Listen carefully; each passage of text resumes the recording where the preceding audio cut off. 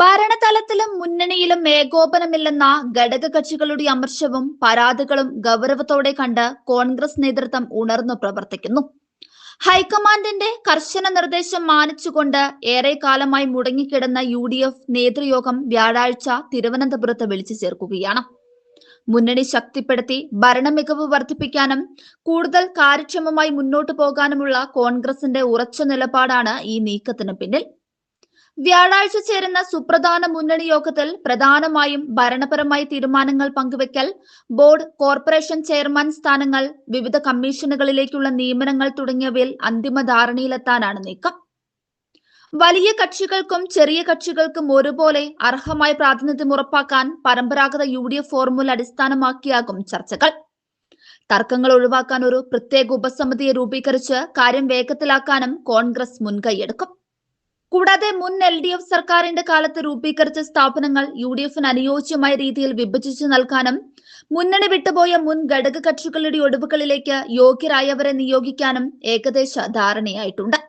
PM Shri പദ്ധതി നടപ്പിലാക്കുന്നതിലും കുറഞ്ഞ വീര്യമുള്ള മദ്യത്തിന്റെ വിൽപ്പനാനുമതി തുടങ്ങിയ പ്രധാന നയപരമായ വിഷയങ്ങളിലും മുന്നണിയെ ഒറ്റക്കെട്ടായി കൂടെ നിർത്തി തീരുമാനമെടുക്കാൻ സർക്കാർ ഒരുങ്ങുകയാണ്.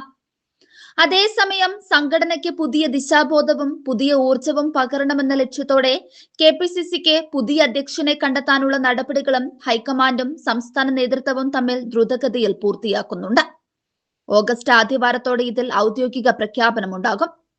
പുതിയ KPCC അധ്യക്ഷൻ ചുമതലയേൽക്കുന്നതോടെ കോൺഗ്രസിലെ സംഘടനാ പുനഃസംഘടനയ്ക്കും ഭരണത്തിലെ ഏകോപനത്തിനും ഒരുപോലെ വേഗം കൂടും.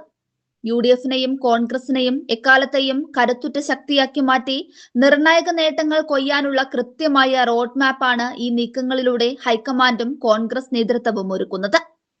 മുന്നണിയെയും സർക്കാരിനെയും കൂടുതൽ സുതാര്യവും കാര്യക്ഷമവുമാക്കി മാറ്റാനുള്ള കോൺഗ്രസ് നേതൃത്വത്തിന്റെയും ഹൈക്കമാൻഡിന്റെയും ദീർഘവീക്ഷണത്തോടെയുള്ള നീക്കമാണ് ഈ സുപ്രധാന തീരുമാനത്തിന് പിന്നിൽ.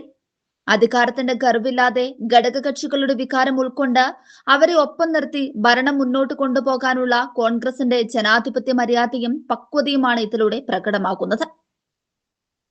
അനാവശ്യ വിവാദങ്ങൾക്ക് ഇടം നൽകാതെ പാർട്ടിയെയും സർക്കാരിനെയും ഒറ്റക്കെട്ടായി നയിക്കാനും വികസന ജനക്ഷേമ പദ്ധതികൾ അതിവേഗത്തിൽ യാഥാർത്ഥ്യമാക്കാനും കോൺഗ്രസ് നടത്തുന്ന ഈ ആസൂത്രിത ഇടപെടൽ UDFന് പുതിയ രാഷ്ട്രീയ ഊർജവും ഭാവിയേക്കുള്ള തിളക്കമാർന്ന കുതിപ്പും സമ്മാനിക്കുമെന്ന കാര്യത്തിൽ സംശയമില്ല.